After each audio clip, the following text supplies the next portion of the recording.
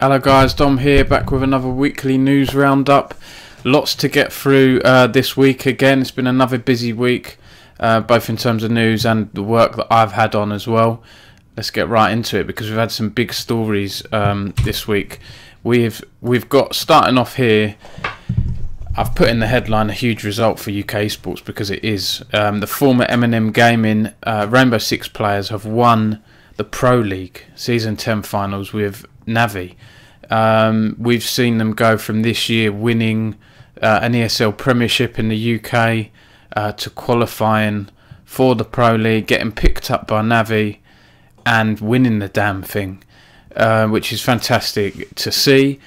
They've got a majority of UK players. I believe in the finals they had 3 UK players, Kendrew, Citizen and Pi, who was standing in for fellow Brit Doki, who's currently banned for toxic behaviour, so he couldn't play in the final. And they've also got a UK coach, Kid Gigi.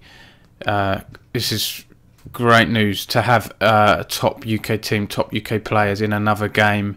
Is very, very inspiring. And of course we've got British host Matt Andrews as well. So congrats to the guys. We have a new Pro League champion. It's Navi!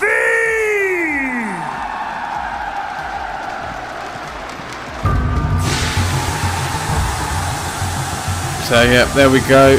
Another winner, another winning team, and another winner here is Tex. That guy, the FIFA UK player, he just can't seem to stop winning things, which is I'm not going to complain about that. He's won another FUT Champions Cup. It's the first of the FIFA 20 Global Series, so it's earned him loads of points to increase his chances of qualifying for the E-World Cup this year. And it's his first tournament and his first win with Fnatic. He signed to them last week, November 6th, and he beat Brazilian Fifilza 3-0 in the Stage 1 Grand Final. So I'm sure we're going to see more wins from Tex, and of course the E-Premier League is coming back. Will he play for Liverpool again? Most likely, because he won that earlier this year as well. Elsewhere in the UK news, apparently 1.2 million adults in Britain watch esports. That's according to new research by Kantar. It is worth noting we have had several of these reports in recent years. YouGov said that 3.6 million people in UK adults have watched esports. A few years before that, NewsU said 6.5 million people in the UK watch esports. So this stuff's hard to track. Kantar's survey was taken from a it got a pool of 1,000 people taking part in the survey.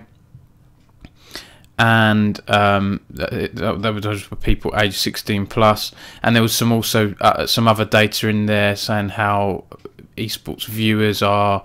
They say that advertising helps them choose what to buy, and 58% expect advertising to be entertaining. There did not really many surprising things in here, to be honest, but the fact that over 1 million people apparently watch esports in Britain is encouraging. Other news that could affect the UK, the parent company of Vexed Gaming, the UK esports organisation, are going to be running tournaments in cinemas, and they've signed a chain. They've signed a deal with a chain in Pakistan, Cinepax, and they've told me that they're going to be in talks with UK cinema chains as well. So this is quite interesting. The name of Vexed parent company is Cool Down Ventures. And yeah, they basically want to host tournaments in cinemas and broadcast them to other cinemas. And as well as esports tournaments, they've just said other events as well. So they could host launch events, you know, different gaming events. Sounds promising. Of course, we've got the Gfinity Arena in London, which is a converted cinema. And we've seen World Championship matches and viewing parties like the League of Legends World Championships take place in cinemas across the UK for quite a few years now as sort of one-off spectacles. So be good to see more. And we'll have to wait and see what happens in terms of which UK cinemas sign up to this. Ali Larson, aka GrossGore, the well-known UK League of Legends streamer, is removing the name GrossGore from his channels, and he's just going to use the name Ali Larson going forward, because he said he wants a less vulgar name, because the YouTube algorithm doesn't like things like that, especially a name with gore in it and gross. So it looks like he's going to be focusing more on YouTube, and we'll have to see what comes there. I think there's more news to come from him, which I'll report as I get it. But you know, Ali did say that he found his he feels like he's not going anywhere on Twitch. No one watches his videos anymore.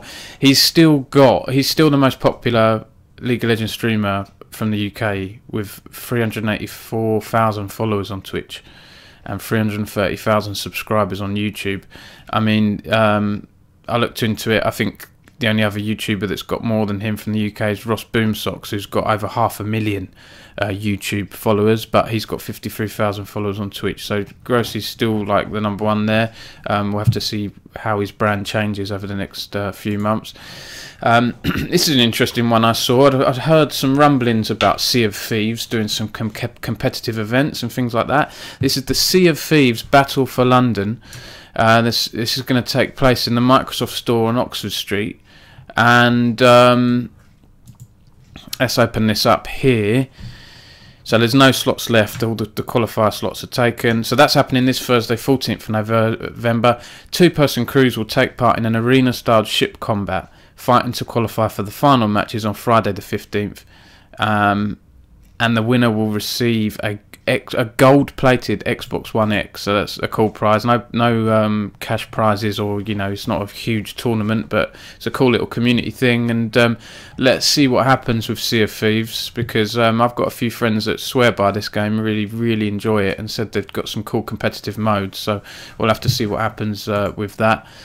Vector Gaming, a UK-based esports organisation, have announced a show match with some top UK League of Legends players, and they're going to be donating £1 for every kill in the third of the best of 5 to Movember.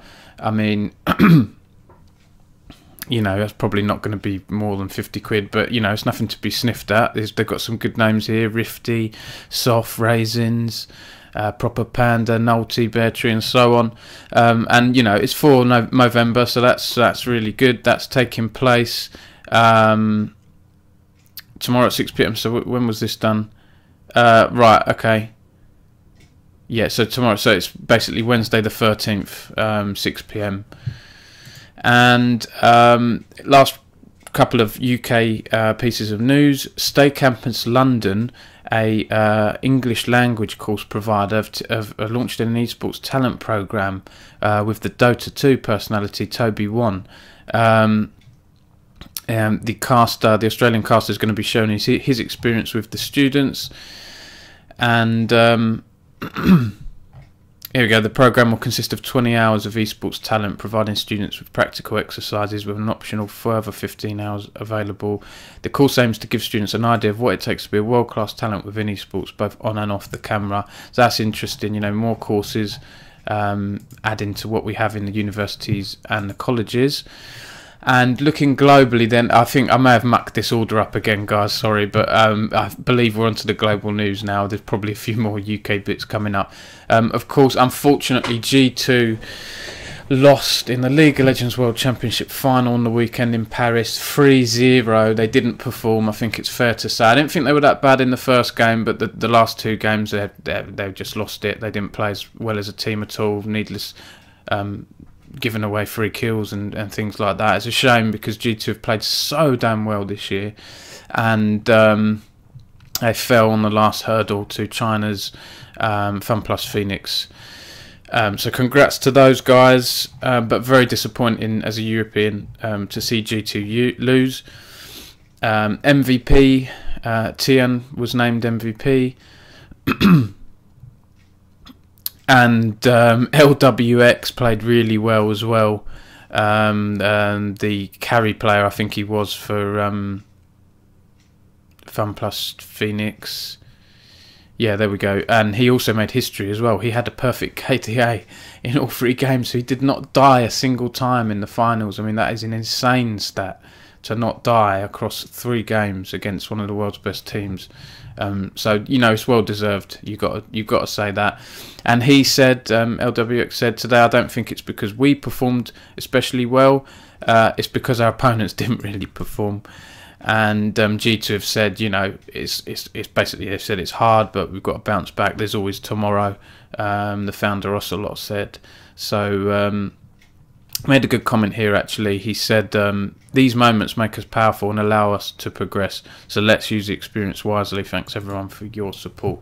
Hopefully G2 can bounce back next year. And speaking of next year, Shanghai Stadium is going to host the 2020 League of Legends World Championships finals. So yeah, that's already been confirmed by Riot. Moving on, Team Vitality are going to open Europe's largest public esports complex in Paris. This sounds really interesting. This is a first of its kind 10,700 square foot esports complex in the heart of Paris. It's a sprawling Apple Store style concept store and a community hub open to the public, and a cutting edge pro player training facility and a base of operations for Team Vitality. This sounds really exciting. As a base of operations, I wonder if this will mean that their coach Gregan and so on will be moving there.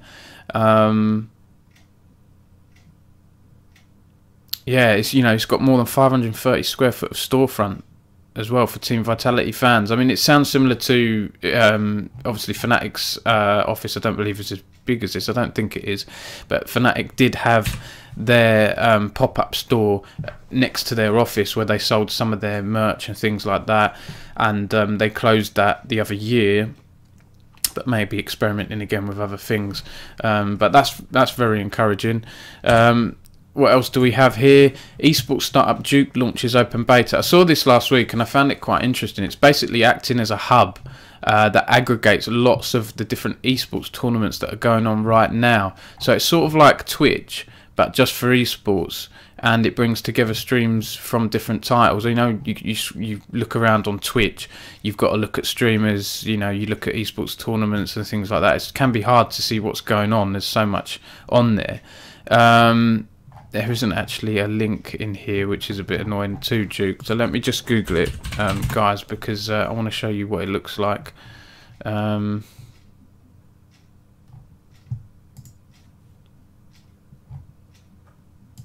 we go, duke.gg. So you can see here they've just basically got loads of different esports tournaments going on and you can watch them live. I like this idea a lot. I mean, Twitch could easily copy it, but they're not at the moment. And you can see at the moment, this is Wednesday evening, I'm recording this video, you've got ESEA and Mountain Dew League, 2019 Nation Wars, a mix of different tournaments going on here, and you can look by, you can search by game as well. So yeah, it's quite interesting. They basically, let me go back. I think they've secured some more funding. Let's have a look here. Oh god, that's not letting me go back, is it? It's not letting me go back.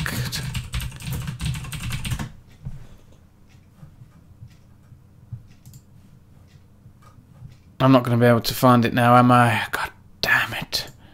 Let's have a look here. There we go. Duke creates an easy way to watch your favourite esports broadcast. No, that's what I just looked on VentureBeat. Oh god, this is annoying. I think there was no,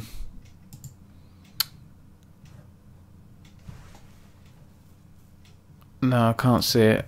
Maybe I'm wrong. Maybe they haven't received funding. Oh, there we go. The company started in March and it has raised $500,000 in funding and begun hiring staff. So yeah, it's new basically, and be interesting to see how that develops. What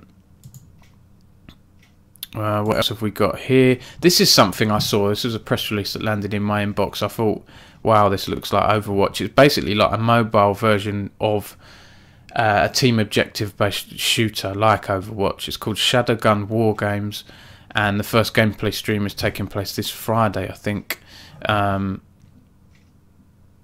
November 15th from 3 o'clock UK time. And they've basically said wanted to have basically they have other games called they have other Shadowgun games, and a lot of those I think have been single player and they've been popular, and they've wanted to crack the multiplayer market basically. So they said we wanted to have a player versus player mode inside the Shadowgun Legends, but we found that it's impossible to balance because there were too many skills involved, so we decided around February to make a separate game. It's an ambitious project, and we want the best first-person shooter competitive gameplay with the highest visual fidelity while really tuning the control scheme. So I'll have to give that a go on mobile, see what that's like, but yeah, looks very similar to Overwatch, I have to say. Super Smash Bros. Ultimate is the best-selling fighting game of all time. I saw this and I thought this was a really interesting headline. That's according to Nintendo's half-year financial report. It doesn't say what the actual unit sales are, but the game has beat the lifetime sales of the Wii U's Smash Bros. In less than half a year, which is insane. Like, Smash Bros. Just seems to get more and more popular. I remember playing it on the GameCube, and it's just damn huge now. Elsewhere, games industry trade bodies have outlined 4 universal esports principles to promote player wellbeing, integrity and diversity. That includes the UK's games industry trade body UKI, and it includes other bodies from the likes of Germany, Belgium, Canada, and lots more. You can see here ANGI, Association for the Nordic Game Industry. There's basically loads of them around Europe and the rest of the world, and they've just outlined 4 core principles or guidelines, especially a set of valuables, it says, applicable in all aspects of esports. And the 4 principles are safety and well-being, integrity and fair play, respect and diversity, and positive and enriching gameplay. So I mean, yeah, this is all nice guidelines. The hard part is enforcing things like this, but it's good to see game bodies around the world coming together to work on something like that. Yes, I was right earlier. There is some UK news here. The Call of Duty League has revealed its schedule for the inaugural season, and that includes the match dates for the London Royal Ravens. They're going to have their home matches on February 8th and 9th and June 20th and 21st. I think venues are TBC still for that, but it's, you know, you can expect it to be in London, and it'll be interesting to see where they're going to announce that. I hope to attend that this time, because I know that Call of Duty live events, especially in the UK, have a fantastic atmosphere and fantastic crowd, lots of chants. And I went to the Insomnia, I can't remember what it was called now, CWL Birmingham at Insomnia a year and a bit ago. Yeah, about a year and a half ago, I think it was, and the crowd was amazing. So I'd love to go to another event in the UK again. Moving on, Super Evil Megacorp has raised $10.5 million in financing. Of course, the developer, for me, Vainglory doesn't seem to be, you know, it doesn't seem to have that buzz about it than it did when in the first year or two after its launch. And it looks like this financing round has been made to develop its next game, and it's passed development duties of Vainglory onto a partner studio, so that's quite interesting. Are they sort of shuffling Vainglory to one side now as they focus on something else? We'll have to see. I mean, for me, I was never sure about when Vainglory moved from the gosh, was it, do you know what, I can't even remember now. I'm pretty sure it was 3v3, and they moved it to 5v5, I think it was. I mean, if you're an esports organisation, you've suddenly got to go from paying 3 players to 5, which, you know, in a game that doesn't have like the massive prize pools that other massive games do in that genre, like League of Legends and Dota, you're going up against League and Dota, aren't you? You're almost moving away from your niche of it being that mobile thing. I think it moved onto PC as well at some point. The changes they made didn't have a big impact like I think they thought it would. I mean, for me, it felt like they were moving away from their niche, which is what made them unique. But anyway, we'll have to wait and see what their next game is like. Last few stories. This is a massive story here. Huni, top League of Legends player, has agreed to a 2-year, $2.3 million extension with Dignitas. That's according to ESPN's Jacob Wolf. Why don't we open up ESPN's Jacob Wolf's actual article? This deal would make Huni among the highest paid players in the League of Legends Championship Series, the LCS, in North America, based off annual salary average. And his contract would put him near the same annual earnings as fellow South Korean top laner Impact of Team Liquid. And he signed a 3-year deal with Liquid that was valued at $3.4 million. This story brought on a debate on Twitter with some people saying, should we have salary caps for esports players? And I can hear some of the arguments for that. But at the same time, I do think if you are a super talented player, it's like sports, you're going to command higher salaries and so on. I do think players have a lot of power in esports, possibly a little bit too much. This kind of thing doesn't help that. But if you want the best players in the world, you've got to pay the money. You know, esports is still in that stage at the moment where, yes, orgs want a return on investment, and their sponsor, the people at the top level want a return on investment. But to win tournaments and to create a big brand, you need the big players and the big names and the big personalities to get your name out there, and generate hype and build up a big fan base. So that's that. London Spitfire, there's some news here. This was posted a few hours before I did this roundup, so this seems to be quite fresh. London Spitfire have parted ways with the final player from their original roster that won the league Season 1 title. Bidosin, I hope I've said that right, and Quatermain have departed from the team heading into the 2020 season. And there's some bit here at the bottom. Yeah, basically, since the end of Season 2, London have parted ways with all 6 players that were part of their team's original lineup. Birdring, I was sad to see him go. I was a big fan of Birdring. NUS Guard, and so on. And they were followed by Gesture and Profit. And it says that London Spitfire only have 3 players signed on for the 2020 season. Krillin, Bernard and Fuse. They have until November 15th to meet the minimum requirement of 8 players signed. So expect some roster announcement coming from Spitfire over the next couple of days. Young Buck has left Fnatic after falling short at Worlds. Fnatic announced on Twitter that their head coach for League of Legends has stepped down and taken up an offer with another team. He's been with Fnatic since 2018 and has 6 LCS titles under his belt. League of Legends Championship titles under his belt altogether. So changes happening at Fnatic. Fnatic will be, of course, disappointed that they didn't get very far this year in Worlds, and will want to do better next year. You know, they're probably looking at G2 and thinking that should be us. I want Fnatic to compete as well, and things like G2 doing so well should create strong rivalries with orgs of similar talent. Last couple here. Astralis have defeated 100 Thieves to win IEM Beijing. So congrats to those guys.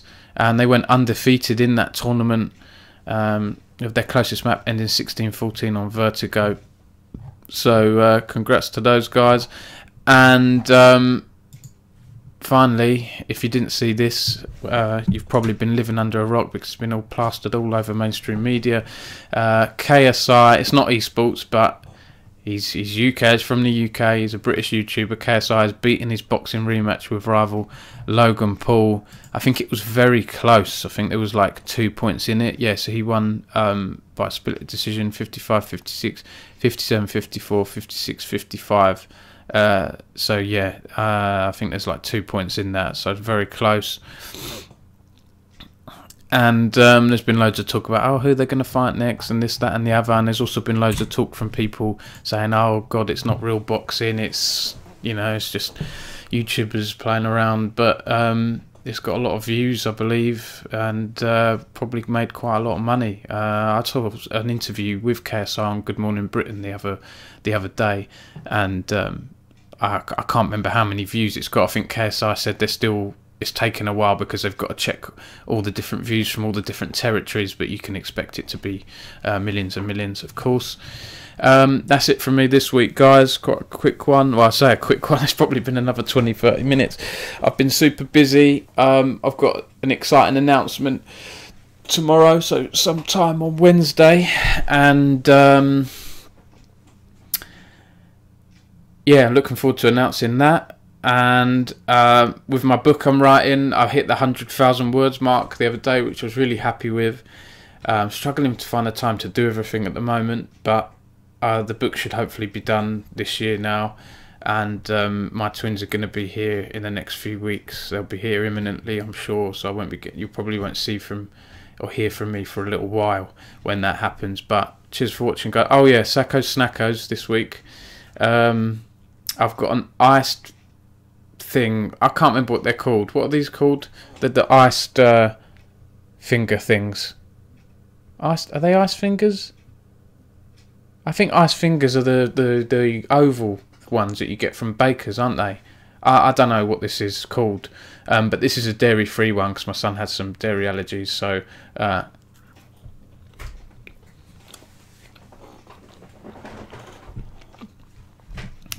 it's very nice.